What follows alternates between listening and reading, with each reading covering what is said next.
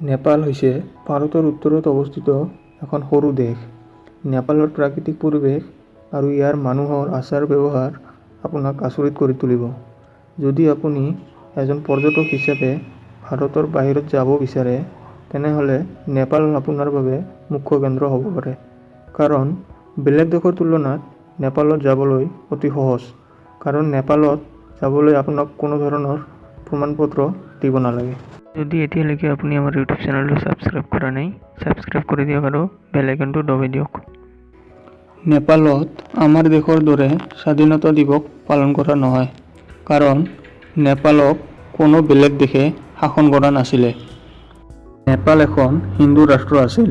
20 ছেপ্টেম্বৰ 2015ত সংবিধান সলনি হোৱাৰ পিছত হিন্দুবাদী ৰাষ্ট্ৰৰ পৰা ধৰ্মনিৰপেক্ষ ৰাষ্ট্ৰলৈ পৰিৱৰ্তন হৈছিল। পৃথিৱীৰ ভিতৰত নেপালৰ পতাকাখনে এনেকুৱা যি বৰ্গাকাৰ নহয়। ইয়াৰ বাহিৰে সকলো দেশৰ পতাকা বৰ্গাকাৰ হয়। য'ত আজি পৃথিৱীৰ বেছি সংখ্যক মানুহে 4G 5G ব্যৱহাৰ কৰি আছে, কিন্তু নেপালত আজিৰ দিনতো ইণ্টাৰনেটৰ স্পীড 256 kbps-তকৈ কম। পৃথিৱীৰ সকলোতকৈ সৰু মানুহজন চন্দ্ৰ বাহাদুৰৰ ঘৰ নেপালত, যাৰ উচ্চতা হৈছে 54.6 চেণ্টিমিটাৰ। পৃথিৱীৰ 10খন ওখ পৰ্বতশৃংগৰ ভিতৰত 8খনেই নেপালত আছে।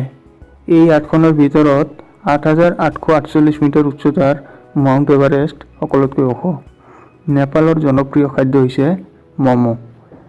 নেপালৰ আধাতকৈ অধিক জনসংখ্যা নেপালৰ ৰাজধানী কাঠমাণ্ডুত বাস কৰে। আমাৰ যেনেকৈ দেওবাৰে স্কুল, কলেজ, অফিচ আদি বন্ধ থাকে, ঠিক তেনেদৰে নেপালত শনিবাৰৰ দিনটো বন্ধ হিচাপে পালন কৰে। আমাৰ দেশৰ 500 আৰু 1000 টকীয়া নোট নেপালত সহজে গ্ৰহণ কৰে।